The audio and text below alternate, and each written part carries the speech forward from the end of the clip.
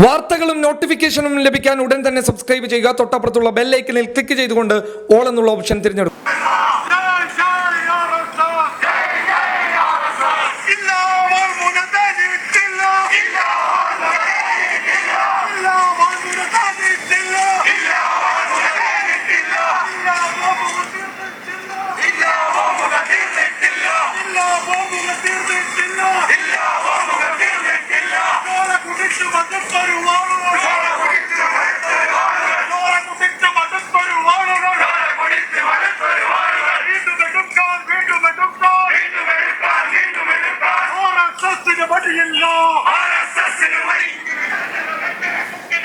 ചാവക്കാട്ടെ BJPയുടെ അഥവാ RSSന്റെ നേതൃത്വത്തിൽ നടന്ന ഒരു പ്രതിഷേധ പരിപാടിയാണ്. ഈ പ്രതിഷേധ പരിപാടിയുടെ കാരണം എന്ന് പറയുന്നത് ചാവക്കാട് 2-3 ദിവസങ്ങൾക്ക് മുൻപ് ഒരു RSSന്റെ പ്രവർത്തകൻ കൊല്ലപ്പെട്ടിരുന്നു. ഈ കൊലപാതകവുമായി ബന്ധപ്പെട്ട് കേരളത്തിലെ BJPയുടെ RSSന്റെ സംഘപരിവാറിന്റെ നേതാക്കന്മാരൊക്കെ സോഷ്യൽ മീഡിയയിൽ ഒരു പോസ്റ്റ് നിക്ഷേപിച്ചു. ആ പോസ്റ്റ് ഇങ്ങനെയാണ്: ജിഹാദികൾ ഒരു RSSന്റെ പ്രവർത്തകനെ കൊന്നു എന്നുള്ളതാണ്. നമുക്ക് വലിയ നഷ്ടമാണ് ഉണ്ടായിട്ടുള്ളത്, തീർച്ചയായും തിരിച്ചടിച്ചിരിക്കും. ഇങ്ങനെ തുടങ്ങുന്ന ഒരുപാട് പോസ്റ്റുകളാണ് സോഷ്യൽ മീഡിയയിൽ കാണാൻ വേണ്ടിയിട്ട് സാധിച്ചത്. അതിനുശേഷം, അതായത് ഈ കൊലപാതകത്തിന് ശേഷം നടന്ന ഒരു പ്രതിഷേധ റാലിയുടെ മുദ്രാവാക്യമാണ് നിങ്ങൾ ഇവിടെ കേട്ടത്. ആ മുദ്രാവാക്യത്തിലുള്ള കാര്യങ്ങൾ ഞാൻ ഒരിക്കൽ കൂടി പറഞ്ഞു തരാം.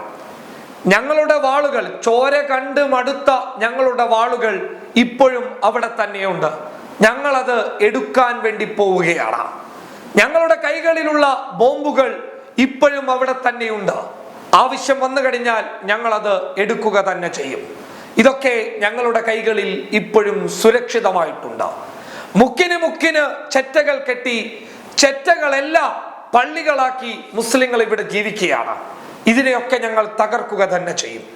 നോക്കുക, ആ കൊലപാതകവുമായി ബന്ധപ്പെട്ട് പിന്നീട് അതിന്റെ സത്യാവസ്ഥ പുറത്തു വന്നപ്പോൾ നമുക്ക് മനസ്സിലായിട്ടുള്ള ഒരു കാര്യം എന്ന് പറയുന്നത് അതൊരു രാഷ്ട്രീയ കൊലപാതകവുമല്ല.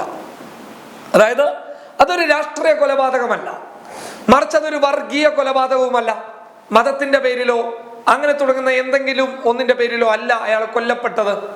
മറിച്ച് അയാൾ കൊല്ലപ്പെടാനുള്ള കാരണം എന്ന് പറയുന്നത് വ്യക്തി വൈരാഗ്യമാണ്. ആ വ്യക്തി വൈരാഗ്യത്തിന്റെ പേരിൽ നടന്ന ഒരു തർക്കത്തിനിടയിലാണ് ഈ RSSകാരൻ കൊല്ലപ്പെട്ടത്.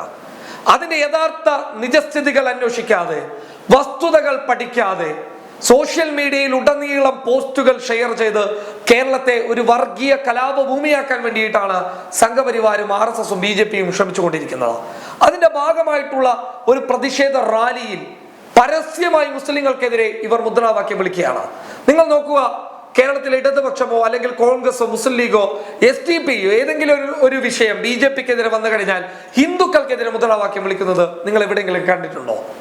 ഹിന്ദുക്കൾക്കെതിരെ പരസ്യമായിട്ട് കലാപാഹ്വാനം നടത്തുന്നത് നിങ്ങൾ എവിടെയെങ്കിലും കണ്ടിട്ടുണ്ടോ? ഉണ്ടാവില്ല. ആ തീവ്ര സംഘടനകൾ, അതായത് മതത്തിന്റെ പേരിലുള്ള ചില തീവ്ര സംഘടനകൾ ചെയ്യാം എന്നല്ലാതെ ബാക്കി ആരും കേരളത്തിൽ അങ്ങനെ ചെയ്തതായിട്ട് ഞങ്ങൾ കണ്ടിട്ടില്ല. ഒരു പ്രതിഷേധ റാലിയിലും ഹിന്ദുക്കൾക്കെതിരെ മുദ്രാവാക്യം വിളിക്കുന്നതായിട്ട് ഞാൻ കണ്ടിട്ടില്ല. പക്ഷെ RSSന്റെയോ BJPയുടെയോ സംഘപരിവാർ സംഘടനകളുടെയോ റാലികളൊന്ന് പരിശോധിച്ച് നോക്കുക. ഈ രീതിയിൽ മുസ്ലിങ്ങൾക്കെതിരെയുള്ള മുദ്രാവാക്യങ്ങൾ കാണാൻ വേണ്ടിയിട്ട് സാധിക്കും. ഇത് തീർത്തും അപകടകരമായ ഒരു സാഹചര്യമാണ് ഒരുക്കുന്നത്. കൃത്യമായ നടപടികൾ സർക്കാരിന്റെയും ഉദ്യോഗസ്ഥരുടെയും ഭാഗത്ത് നിന്ന് ഉണ്ടായില്ല എങ്കിൽ വലിയൊരു അപകടത്തിലേക്ക് കാര്യങ്ങൾ ചെന്നെത്തിക്കും. News desk public Kerala.